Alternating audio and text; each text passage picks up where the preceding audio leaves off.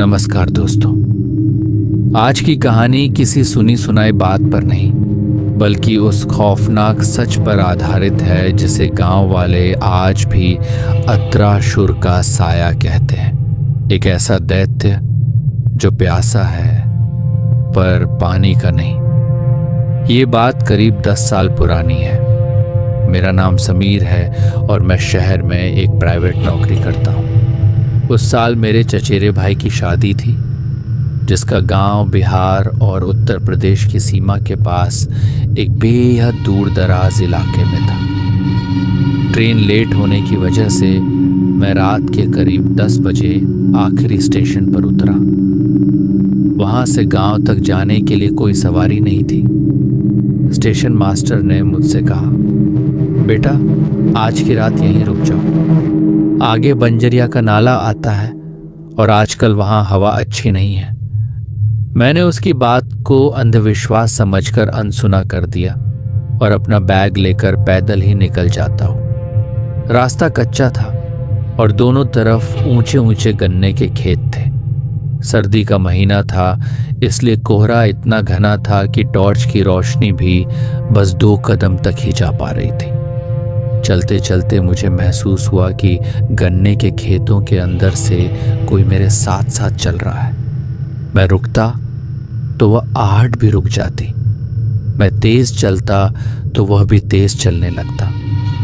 तब मुझे एक अजीब सी गंध आई, जैसे गला हुआ मांस और पुरानी गीली मिट्टी।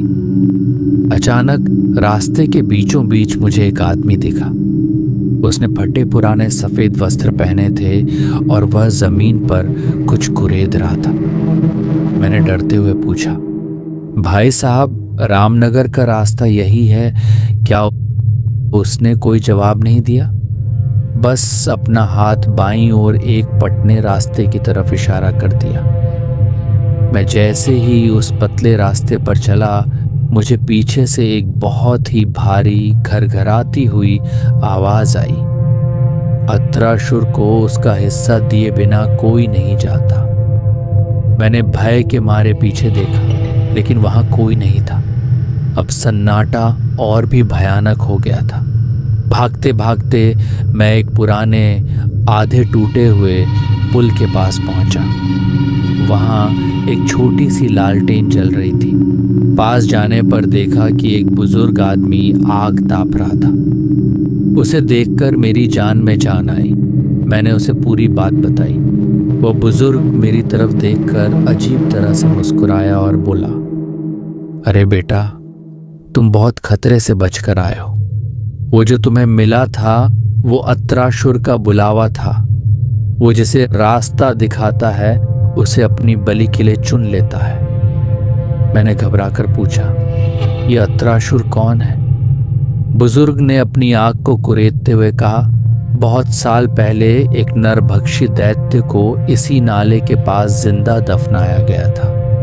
तब से उसकी आत्मा, जिसे हम अत्राशुर कहते हैं, हर अमावस की रात एक मुसाफिर को अपना हिस्सा बनाती है। उसका चेहरा कोई नहीं देख पाता, क्योंकि जो देखता है वो बताने लायक नहीं बचता। तब मेरा फोन बजा। मेरे भाई का फोन था। उसने घबराते हुए पूछा, समीर कहाँ पहुंचा? देख भाई, स्टेशन के पास ही रहना, क्या आगे मत आना। गांव में खबर फैली है कि अत्राशुर फिर से निकल आया है। और हाँ, अगर रास्ते में कोई आग तापता हुआ मिले तो रुकना मत, क्योंकि अत्राशुर पहले इंसान का रूप धरकर तुम्हें बातों में फंसाता है, फिर तुम्हारे शरीर से तुम्हारी आत्मा खींच लेता है। उसकी पहचान ये है कि वो आग में हाथ डालता है पर उसे जलन नहीं होती। मेरे हाथ पांव सुन्न हो गए।